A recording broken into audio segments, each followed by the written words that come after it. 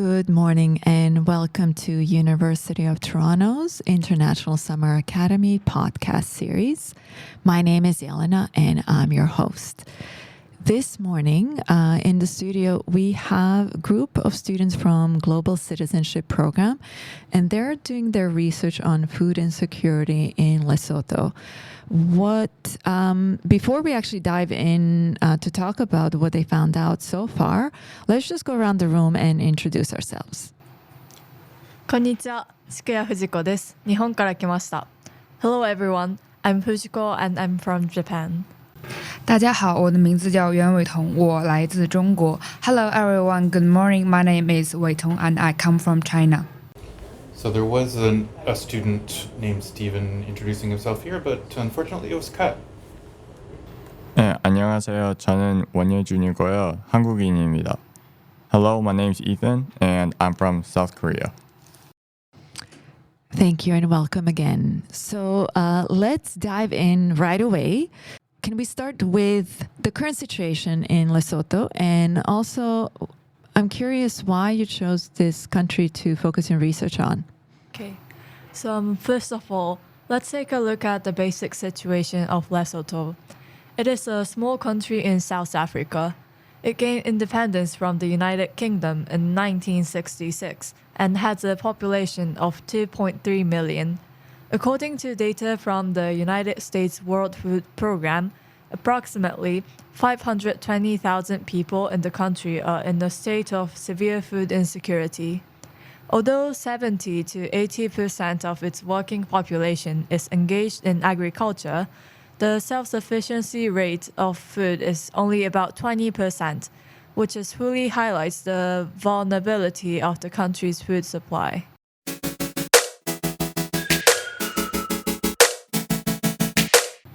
Specifically, Lesotho is confronted with multiple food-related issues. The first is increase the number of people suffering from food insecurity. In the financial year 2025, the estimated number of people suffering from food insecurity is 699,000, an increase of 20% compared to the previous year. The second is a decline in agricultural output. Due to extreme weather, the output of major grains in Lesotho has declined, especially corn, which is a staple food, with its output dropping by 23%. The last point is the expansion of funding gap. In terms of value of grain, the total demand to meet the gap is expected to be 60,000 tons compared with 30,000 tons in 2023.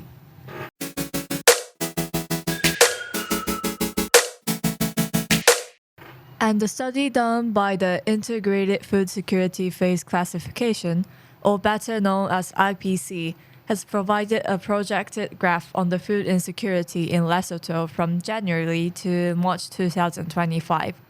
The graph shows that 15.2% of the population is in IPC 3, meaning they have acute malnutrition or have to sell the assets to meet the minimum required nutrition.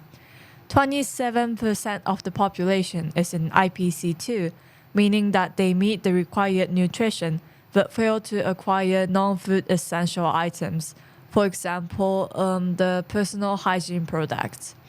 And finally, around 26% of the population is in IPC 1, meaning that they have the required amount of nutrition without relying on unsustainable copying strategies. And the reasons why we choose Lesotho is we are get interested in how these kind of small developing countries are improving with their economy, and what we are difference between other countries and how they are dealing with their food insecurity. Also, this country's environment is in drought. We also get interested about how farmers resist this wicked environment. How are they gonna deal with the problems? What impact are they gonna face? These questions are worth considering. That's why we are doing this research.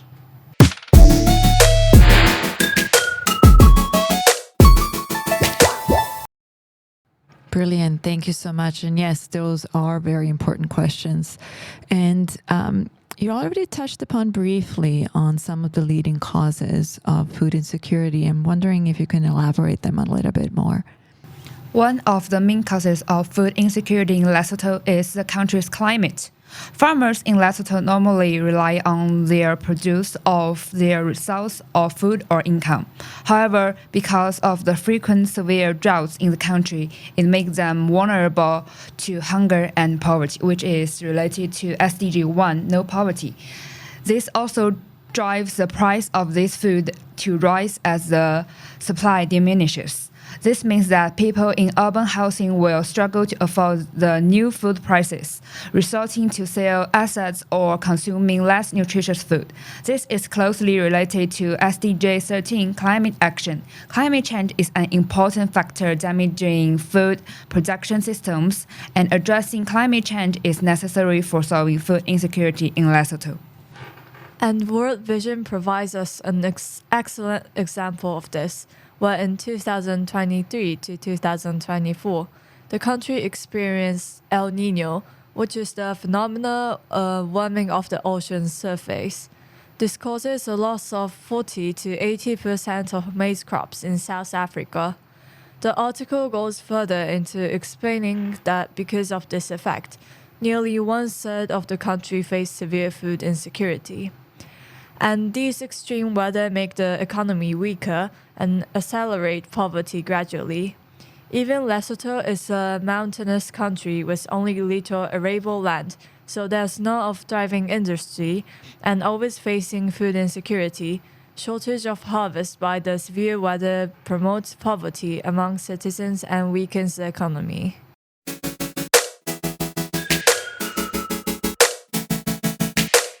The extreme weather can always lead to shortage of basic human needs like clean water. The drying up of water and lack of a stable resource of drinking water will make people's life very difficult. And the crowd of people that affected most is rural poor families. Just as mentioned earlier, more than 70% of Lesotho's population relies on an agriculture for a living, and agricultural production is highly dependent on natural precipitation. Rain-fed agriculture accounts over 90%. Due to frequent droughts and climate change, crop yields are extremely unstable, and small-scale farming families often fall into food shortages due to reduced yields or total crop failure. In addition, the weak infrastructure in rural areas such as lack of irrigation system and green shortage facilities further intensifies the uncertainty of green access.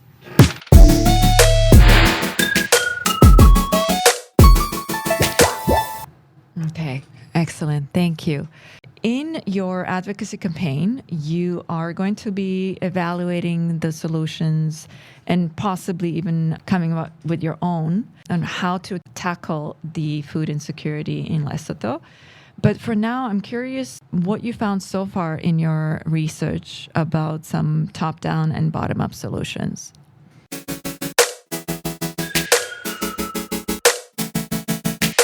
So, foreign aid is one potential remedy for this issue.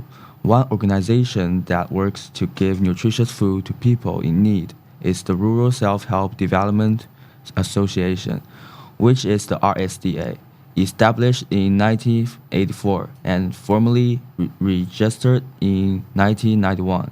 The RSDA accepts more than 5,000 smallholder farmers across all 10 districts of Lesotho by collecting donations from people who are food secure, and the charity directly supplies food to others who are facing food insecurity. By encouraging self-sufficiency and better livelihoods, the group hopes to lessen reliance on food aid for rural communities, include women, youth, and those living with HIV and or AIDS. In order to execute multi-sectoral projects and foster long-term resilience in the face of economic uncertainty and climate change, ISDA works on the international partners, including the Danish Lesotho Network and the Common Fund for Communities. In addition to offering emergency food aid. Its grassroots strategy gives communities the skill and resources they need to survive for a very long time.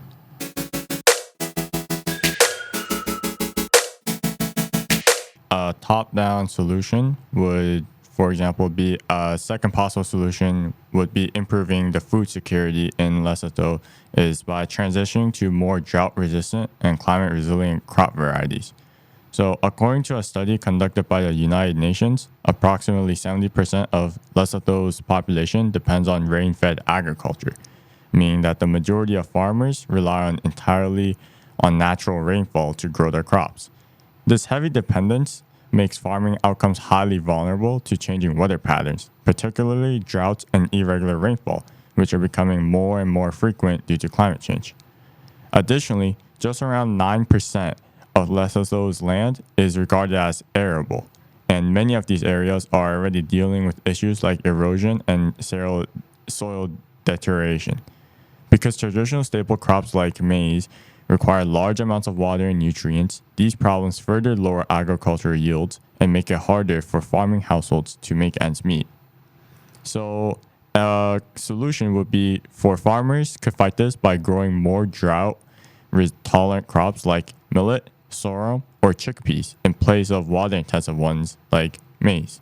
For instance, chickpeas thrive in arid and erosion-prone conditions because of their deep root structure, which enables them to draw water from deep soil layers. In addition to having a higher nutritional content and a greater ability to withstand dry circumstances, these crops also improve dietary outcomes and food security. Furthermore, adding a greater range of crops can boost soil health and biodiversity while also increasing drought resistance. Crop diversification lessens the spread of pests and diseases that usually affect monoculture systems and help to stop the depletion of soil nutrients. Additionally, it gives farmers access to new markets where they may sell hardy crops like legumes and pulses, allowing them to make extra money. Thank you, Ethan. And lastly, before we wrap up, because we're looking at sustainable goal number 2, zero hunger, but how does solving that relate to any other sustainable development goals?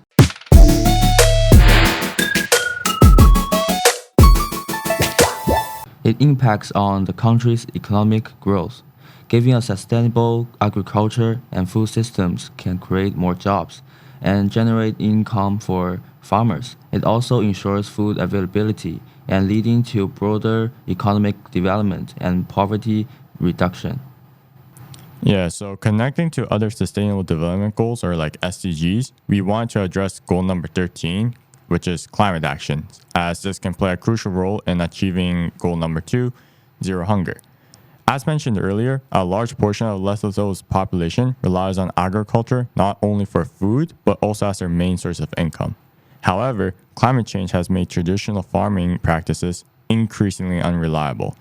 A recent study by The Conversation revealed that as a result of climate change, the number of self-sufficient farming households has dropped by nearly 50%, and their purchasing power has declined by 37%. This means that not only are families producing less food for themselves, but they also have less money to buy food when harvests fail.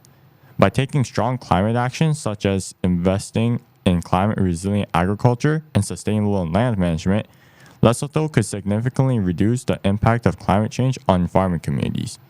This would strengthen food systems, improve livelihoods, and bring the country closer to eliminating hunger altogether.